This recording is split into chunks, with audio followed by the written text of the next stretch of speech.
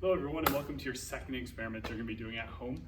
This time we're going to be looking at your motion and we're going to actually use the video of your motion to graph it out. To look at mathematical relationships between motions in different directions and motions at different speeds. Okay? So the first thing you want is a place to put your camera for your phone that's stable and stationary. Okay? Because we need to make sure that that video isn't moving around while you're walking. The second thing we want to make sure of is that that video is pretty much exactly perpendicular to the surface, to the direction you're going. Okay?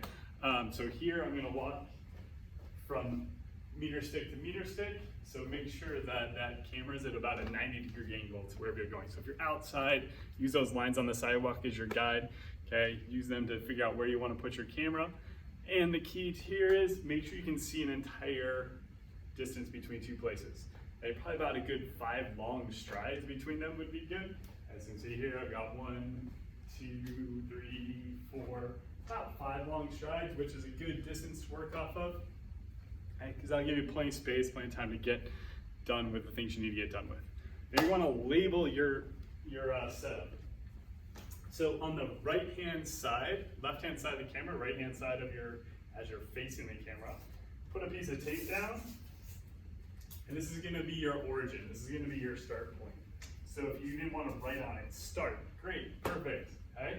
Then put the other side down, and that'll be your stop point or just your other side marker. Okay? Doesn't actually. The key is that we want one side to be the start because that's going to be our origin for our graphs. That's going to be our 0, 0 point. Okay? That way we remain consistent the whole time with it, and we're consistent across everybody's graphs. Everybody's kind of doing the same thing. Cool. Second thing you want to do, get your tape measure, okay, that you got in your packet when we first started, or any tape measure whatsoever. Okay? This is basically just going to be something so we can have a scale to work off of.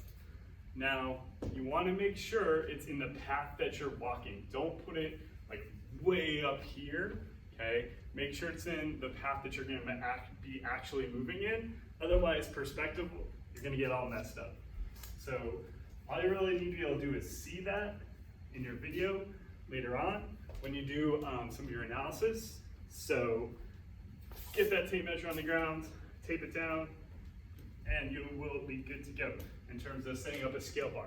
Doesn't matter where it is, it can be anywhere. Okay? You can move the thing that calculates the scale for you any way you want. Okay? So what are you going to be doing? Well, you have 4 different tasks. Okay? So you're going to create 4 different videos. You could do one video and then split up into 4 clips if you know how to do that. If you're not sure how to do that, just shoot 4 separate videos. Doesn't matter if you have a lot of weirdo lag things before or afterwards, because you're just going to trim those out and not really look at them when you get to the video software. So, first task, start your origin and walk slowly to the other side. Like so. Okay? Try and stay at a consistent pace. Okay? Don't change speed, just stay at the same pace the whole time. Okay? Your second video will be of you walking the other way at about the same speed. Okay? Now, if you are bored with walking, you don't want to walk, you do like the sumo squat, shuffle sideways, things like this. Okay? You could pirouette around. Doesn't really matter. Okay? As long as you are going consistently from one side to the other, that's fine. If you want to army crawl, go for it. If you got a friend, you want to wheelbarrow walk, whatever. Whatever you want, okay? Don't jump though, because then your speed is changing the whole time, okay? Make sure it's something where you're going pretty consistent the whole way. After you finish a trial going there and a trial going back, then your third trial will just be you going faster, okay? So instead of walking, you might jog. Okay? Or you might just walk faster, whatever you want to do, just at a faster speed, and repeat going back the other direction. Okay? Once you have those 4 videos, you've got all you need for this first part of the lab. Okay? You're totally set, you've got everything you need to do there, okay? And then you will upload it onto your computer, and I'll take you through the video analysis stuff in a